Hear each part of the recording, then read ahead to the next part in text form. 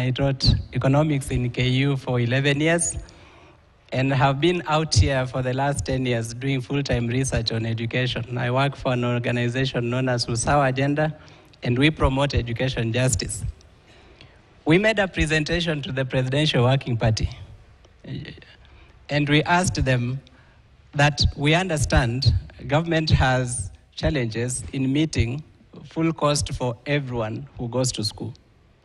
Is there a possibility of a new funding model that will fund those who need and not everybody equally? So this is something that I want us to understand. And I think that we miss the point when we start to mix the new funding model with the problems that universities are facing financially. And I'll clarify that.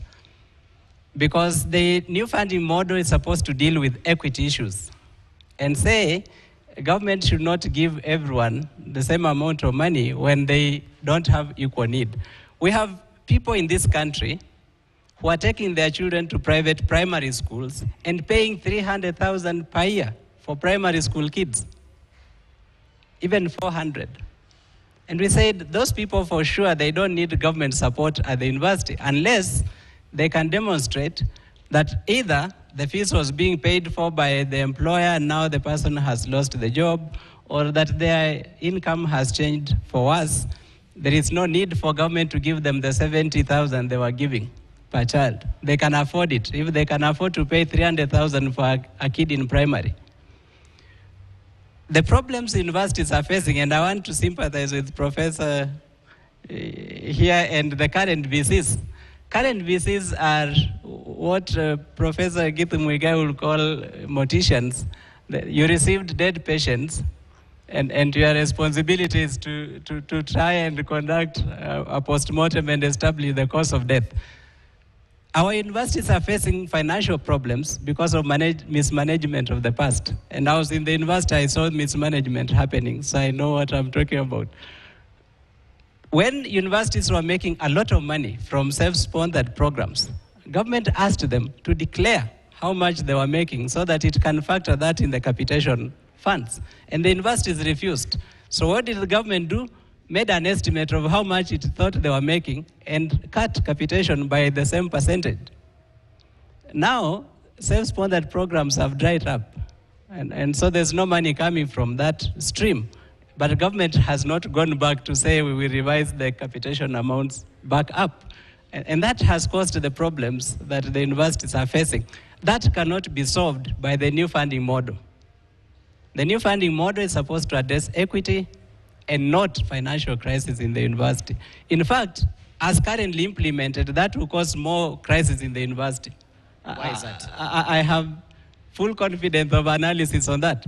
Why? Because if you take some of these small universities that we are starting all over the place and allow them to charge the same fee that USIU charges for a course or Strathmore charges, you simply send those students in band 4 and 5 to those private universities. They will not come to the public university. And that will worsen the financial crisis. That is one. Two, whatever amount that the government is offering as scholarships is going to be too much for government to give once we have all the students enrolled in the new model. That's why we didn't have this cry last year when there was only one group in the new model. Now that there are two, government is starting to feel pressure. They try to push everyone into higher bands, and that's why we have the crisis. That points to another problem.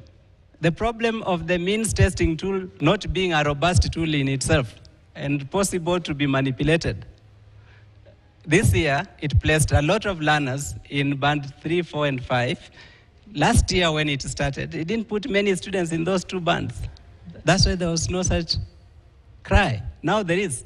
That cry will get louder when we get to the third cohort in the same funding model. So for me, from where I sit, we need to maintain the equity perspective that informed the new funding model, separate that from the financial crisis that universities are facing, and understand that world over public universities are not run by school fees.